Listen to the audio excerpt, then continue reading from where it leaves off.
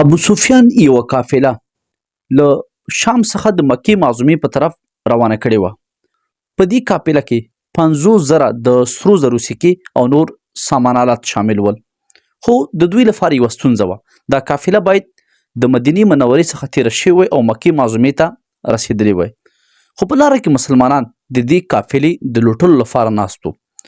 ابو سفیان په دې فکر کې شو، یو منټ، مسلمانانو ولې قافله لوټله، هغه هم د روژې په میاشت کې. اصلا مسله دا وه چې د بدر له غزا څخه یو کال مخکې مسلمانانو له مکې معظمې څخه مدینې منورې ته په داسې شکل هجرت وکړ چې یوازې د تن جامې له ځان سره راوړي. هلته د مسلمانانو ټول اموال فاتح شول. مشرکینو د مسلمانانو دغه اموال لوټ کړل. په دې قافله کې اکثریت همدغه اموال شامل وه. نو ځکه مسلمانانو قافله لوټله نه، بلکې د خپل مال پوښتنه یې کوله. ابو سفیان چې له دې حالت خبر شو، دوه لارې غوره کړې. لومړی یو قاصد مکې معظمې ته ولېږه چې د مرستې لپاره خلک ورته راشي، او بلې خپل اصلي لاره کومه چې له مدینې منورې څخه تېرېدله دا یې پرېښوده او په یو فرعي لاره د مکې معظمې په طرف را روان شو. دا قاصد چې کله مکې معظمې ته ورسېد، بیت الله شریف ته ولاړ. د خپل اوښ غوږونه او پزه یې پرې کړه، خپلې جامې وشکولې او د ابو سفیان پیغام یې خلکو ته ورسو. دا هغه وخت د ایمرجنسي یا د اضطراري حالاتو ښودلو یوه طریقه وه. ابو جهل رامخکې شو، له قاصد څخه یو څو پوښتنې وکړې.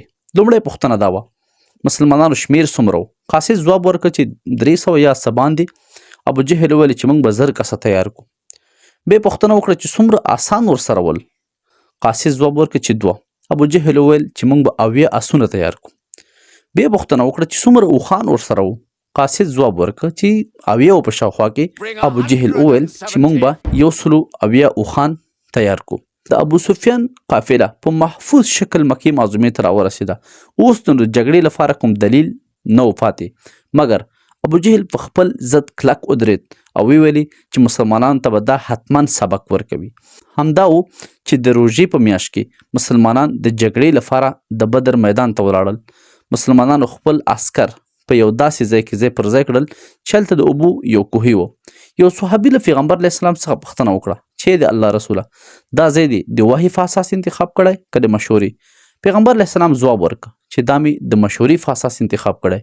صحابي ورته وویل چې د دې نه بهتره ځای هغه ده چې هلته وروستی کوهی وي، یعنې د اوبو د لاسرسي وروستی ځای وي چې هلته موږ خپل عسکر دیره کړو او مشرکینو ته د اوبو د لاسرسي لاره پیدا نه شي. پیغمبر علیه السلام همداسې وکړل. خپل عسکر یې له دې ځای څخه دې ځای ته وړاندې کړل.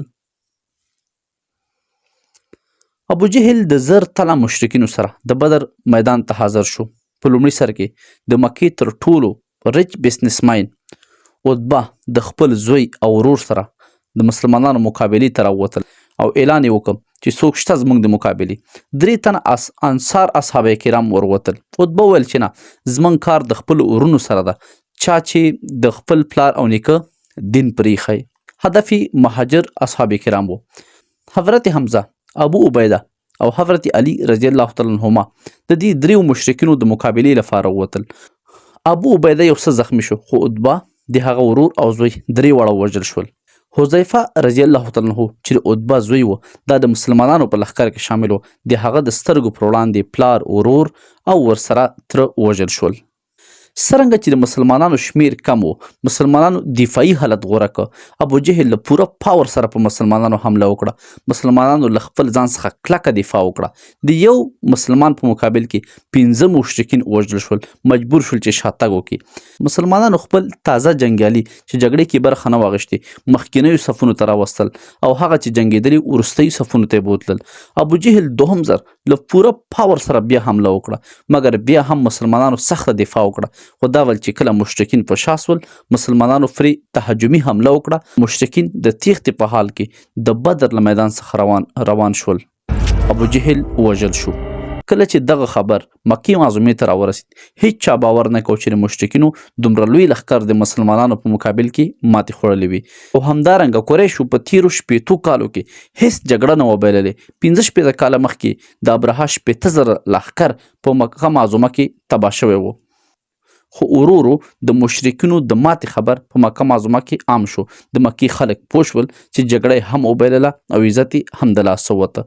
یو غربي تاریخ لیکونکی لیکي چې محمد د بدر له جګړې څخه مخکې یو عادي انسان و چې د مکې خلکو له مکې څخه ویستلو ته مجبور کړه. خو د بدر له جګړې څخه وروسته د یو بادشاه او یو فوزي جنرال په شکل باندې راڅرګند شو چې د خپل ځان نه درې چنده لوی فوز ته یې ماتې ورکړه. کله چې مسلمانان مدینې منورې ته راغلل، په مدینه کې هر طرف ته خوشحالي وي. پیغمبر علیه السلام چې کله خپل کور ته ځي، دلته د یو غم له خبر سره مخامخ کیږي. د پیغمبر علیه السلام لور رقیه بنت محمد چې پیغمبر علیه السلام ورسره ډیره زیاته مینه کوله، هغه څو ورځې وړاندې وفات شوې وه. پیغمبر علیه السلام د خپل غم اظهار د دې خاطره ونه کړ چې د مسلمانانو په خوشحالۍ کې څه کمی رانشي. خو هغه خوشحالي ډیر وخت دوام ونه کړ. هلته ابو سفیان د ټولو عربو څخه 3000 لښکر له مسلمانانو څخه د غچ د اخیستلو لپاره تیار کړ چې پایله یې د احد غزا وه. سبسکرایب